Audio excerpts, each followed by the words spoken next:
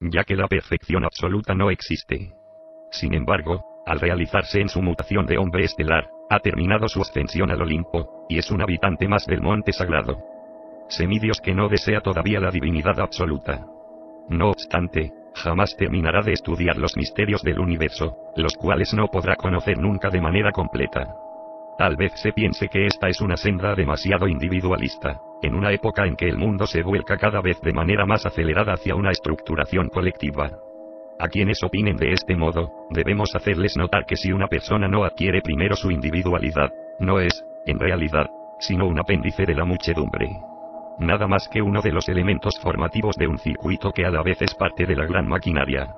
Comprendemos que existan individuos que por haber fracasado en lo personal, pretendan fundir su indeseable yo con el colectivo de las muchedumbres, pero también tiene que existir la oportunidad de emanciparse y desarrollar un yo superior hasta llevarlo a la plena realización y madurez. Es preciso, para entender esto, diferenciar al sujeto cuyo simple egoísmo lo lleva a un individualismo ciego y pernicioso para la sociedad de aquel que habiendo conseguido ser individual, tiene muy claros sus deberes para con la humanidad. Solo quien llegó a ser libre puede tener una verdadera conciencia colectiva, pero conservando su plena libertad y autonomía, sin ceder su cerebro a ningún conquistador. ¿Qué diferencia existe entre estar integrado a la humanidad por incapacidad de ser libre, a unirse a ella después de haber alcanzado la libertad? Resulta interesante considerar que el sapiens teme a la libertad, ya que ésta involucra, precisamente, lo único que no puede tener un animal que vive en rebaño: individualidad inteligente.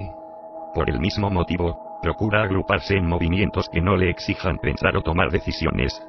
A la inversa, el camino hermético obliga al sujeto a tomar en sus manos la responsabilidad de su propia vida, en vez de transferirla a los grupos sociales. Desde un punto de vista filosófico, podemos afirmar que nada puede hacer por el mundo y la gente, quien no alcanza primero su propia existencia individual. Quien no es nada tiene para dar. Por el contrario, cuando el hermetista ha llegado a su plena estatura individual, está en condiciones de ayudar a la humanidad de la única manera verdaderamente eficaz: enseñándole a vivir sabiamente. Visión general. Podemos ver a través del estudio del hermetismo, cómo el sapiens pierde lo mejor de su vida al no poder obtener para sí mismo valores realmente perdurables. La felicidad que busca, se le escapa de las manos, y queda solo el goce pasajero del instante de placer. La comprensión de este fenómeno, convierte, por lo general, al individuo, en un cínico materialista, cuya principal creencia es que hay que pasarlo bien mientras se pueda, porque después de esta vida no hay otra. Esta es en verdad, la meta más perseguida por la gente. Pasarlo bien. Sin embargo, poco a poco, al ganar en años y experiencia, el sujeto se da cuenta que no ha logrado de ninguna manera la felicidad, ya que si lo ha pasado bien, estos momentos han sido sucedidos por otros de dolor, sufrimiento y vacío interior. Por lo general, la gente piensa que le falta algo específico en su vida para ser feliz, y que al conseguir esto, lograrán su dicha. Cuando consiguen la realización de su deseo y continúan tan infelices como antes, se vuelven cada día más materialistas e insensibles, o bien, se entregan a un irreal misticismo religioso o filosófico. Nada es más temible que hacer un balance de qué es lo que se ha sacado de la vida, fuera de subsistir, sufrir o gozar, o qué es lo que uno ha hecho por los demás. El ingenuo puede fácilmente llenar su columna del haber con sus títulos profesionales, sus posesiones materiales, su dinero, su familia o los conocimientos que ha logrado obtener. Sin embargo, la fría realidad es que el individuo no es dueño de nada, a no ser que tenga la seguridad de que lo que posee, perdurará. Solamente puede, en las condiciones ordinarias, hacer un listado de las cosas que la vida le ha entregado en administración, y aun en ese caso, ignora el plazo de expiración de dicho mandato.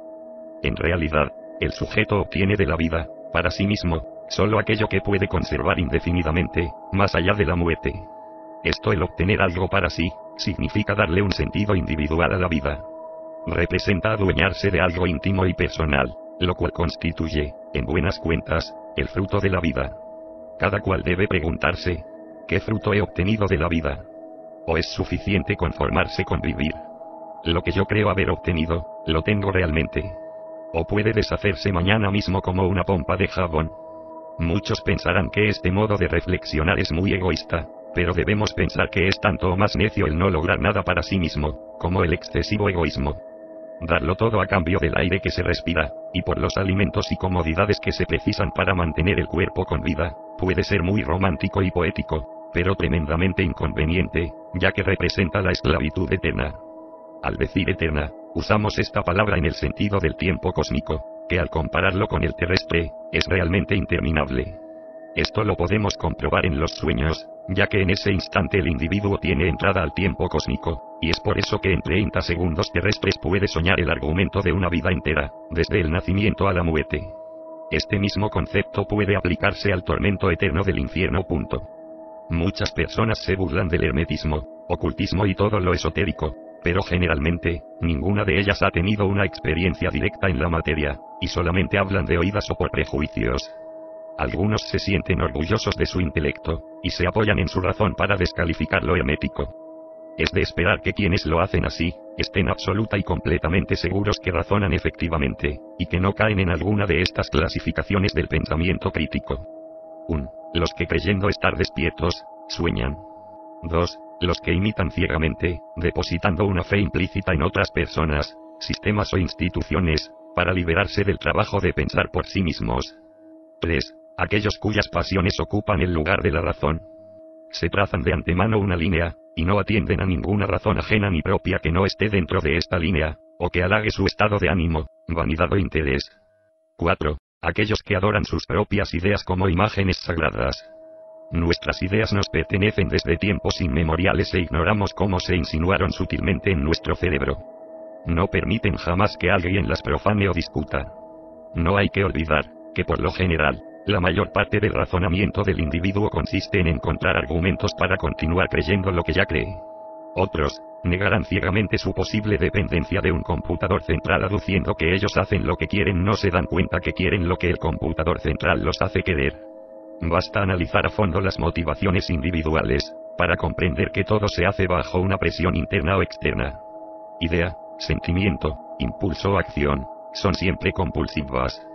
Jamás nacen de un supremo acto de superior y libre raciocinio. Una razón general para sostener una idea de la propia libertad, es el argumento de mostrar una larga lista de todas las cosas que se han realizado en la vida. Sin embargo, cabe preguntarse, ¿las hicimos verdaderamente, por propio deseo o nos obligaron a hacerlas a pesar de nosotros mismos? ¿Deseamos tal cosa o nos obligaron a desearla?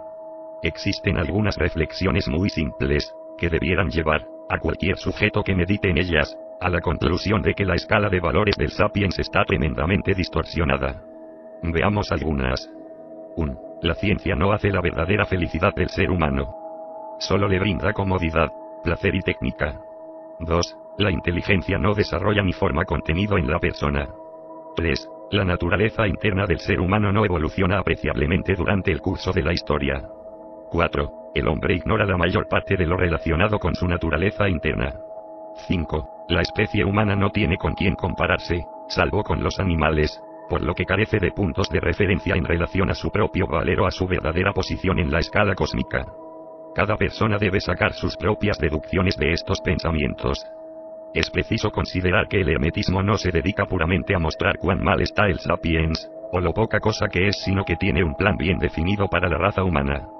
El hecho de señalar la verdadera posición del sapiens como un animalito de poca importancia ante la grandeza universal, y cuyo único valor reside en la posesión de la chispa divina, tiene un objetivo creador y no destructivo. Tratamos de que la persona, a través de la reflexión, perciba la celda sin barrotes en la que se encuentra, ya que este es el único modo que nazca en ella el deseo de escapar.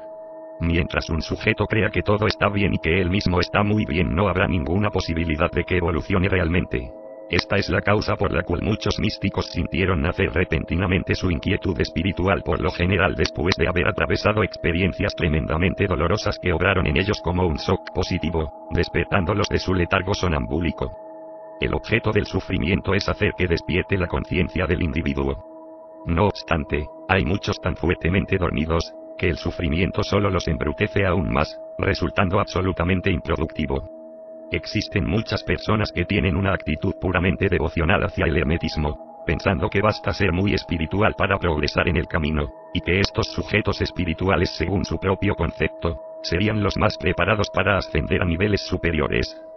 Piensan que el avance se logra por una especie de contacto con el cielo o con los poderes ocultos, o que basta sacrificarse sirviendo a la humanidad para conseguirlo todo.